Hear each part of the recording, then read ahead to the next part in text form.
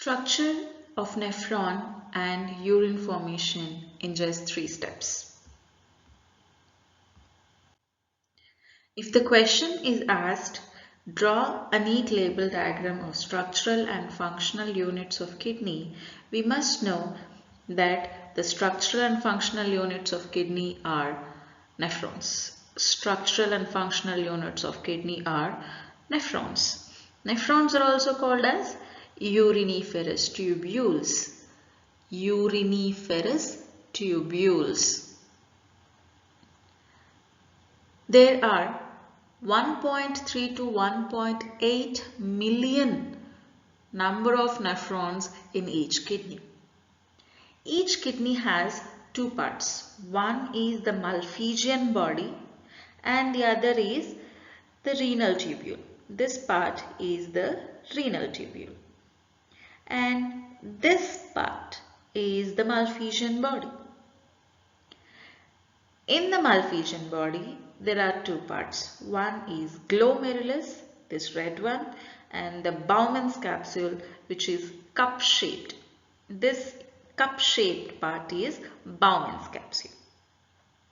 And in the renal tubule, we have three parts. One is the proximal convoluted tubule, this one, and the other is distal convoluted tubule, this one.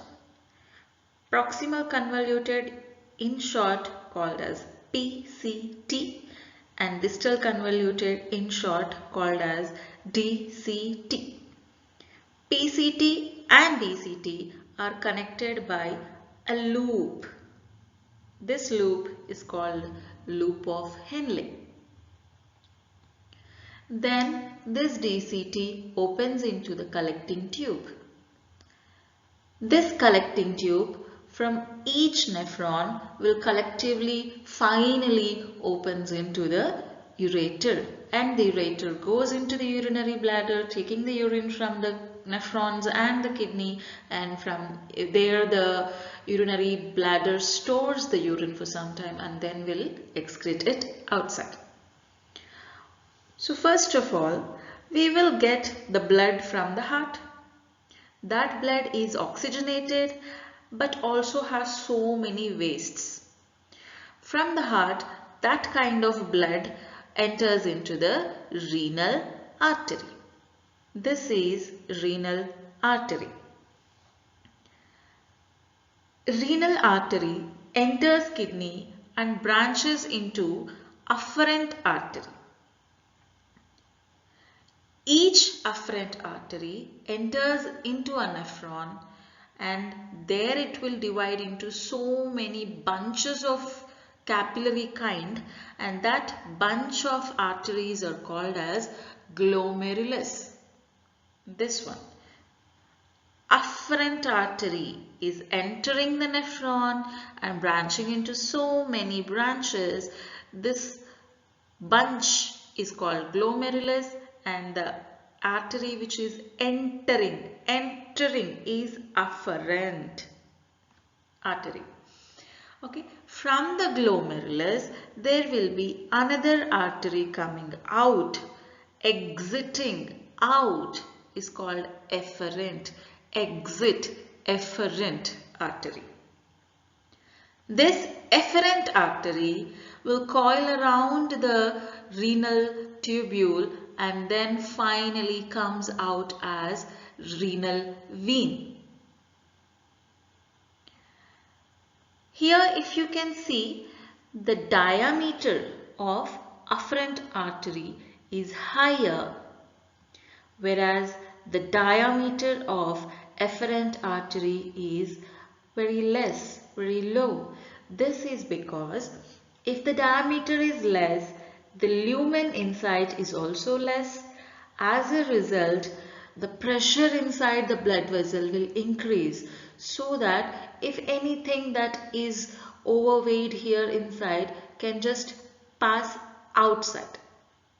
So in the glomerulus, the afferent arteries blood vessels are very small. The diameter is very small. So whatever the material is present extra, all these may come out into the Bowman's capsule due to the high pressure because of the less diameter.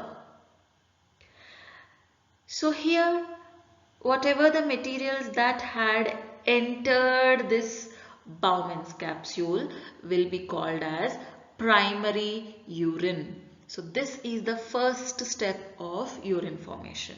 In the first step, what is happening? Few things are coming out of the glomerulus due to the pressure inside the glomerulus. This first step is called glomerular filtration or pressure filtration. Here in the Bowman's capsule, there are, you can see these black color cells at the edge. These are called as podocytes. These podocytes are very thin cells. They can easily absorb whatever the materials that are coming out from the glomerulus and thus forms the primary urine. Now the primary urine from this Bowman's capsule is entering the PCT. See this yellow color thing hole here running in this whole tube is called as urine. Okay, in the PCT there is primary urine. This PCT is surrounded by these branches of efferent artery. We call these branches of efferent artery as peritubular capillaries. So there will be exchange of materials between this proximal convoluted tubule and the peritubular capillaries. So there will be an active absorption of materials from this primary urine in the proximal convoluted tubule into the peritubular capillaries. You can see the arrow marks over here. From the PCT, things are entering into the capillaries. From the PCT, things are going into the capillaries. If you can check the arrow marks, it will be clear. So what materials will be going on from the PCT into the peritubular capillaries? We are going to see that in the next slide.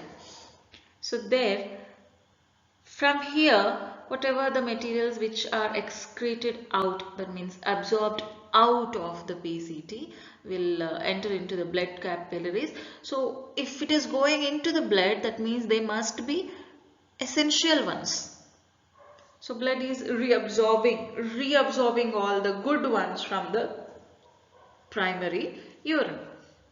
So now this urine, such formed urine, will enter the loop of Henle. From the loop of Henle, it enters the DCT. So here in the loop of Henle and the DCT, what is happening? There is active secretion from the blood into the DCT or the loop of Henle. You can see the arrow marks. From the peritubular capillaries, things are going into the DCT. Things are going into the loop of Henle. So what materials are getting secreted from the peritubular capillaries into DCT or into the loop of Henle, we are going to see in the next slide. So then from this such formed DCT, such formed urine from the DCT enters the collecting tube. Here in the collecting tube, if any extra water is there, that water will be absorbed into the blood vessels, that is the pericapillary tubules. So for that, one hormone is responsible. That hormone is called vasopressin hormone, also called as antidiuretic hormone.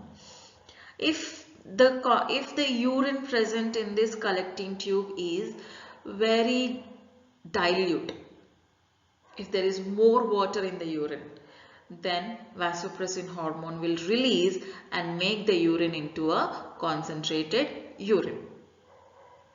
And if there is a problem in our body, in our hormonal system, and the vasopressin hormone cannot able to release at that time, then we will pass out such dilute urine only. There will be no absorption of water from the urine into the peritubular capillaries. In such case, we release out dilute urine and we often feel like going to the urination. Such condition is called diabetes insipidus. Diabetes insipidus. So that much is what's happening during the urine formation.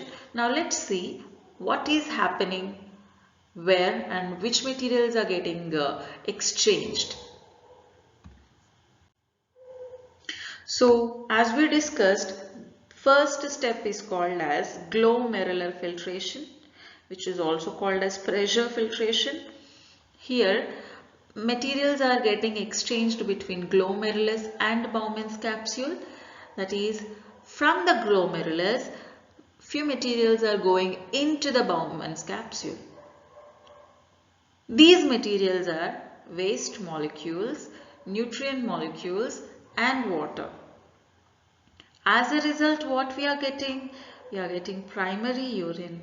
This primary urine is going into the PCT. Then the second step of urine formation is tubular reabsorption. This is happening between PCT and peritubular capillaries. Here materials are going from the PCT into the peritubular capillaries. Those materials are glucose, amino acids, vitamin C, potassium, calcium, sodium, chlorine and 75% of water. Then the third step in the urine formation is tubular secretion. This tubular secretion is happening between peritubular capillaries and loop of Henle or peritubular capillaries and DCT. Here things are coming from the peritubular capillaries into the DCT or the loop of Henle. So what materials are going from the peritubular capillaries into DCT or the loop of Henle are urea, uric acid, creatinine, potassium ions, sodium ions, H+ ions, etc. So that's much you're going to write. These are the 3 steps and that will be the diagram. If you see the arrow marks here and in the first step, in the first slide, the answer will be so clear. Thank you.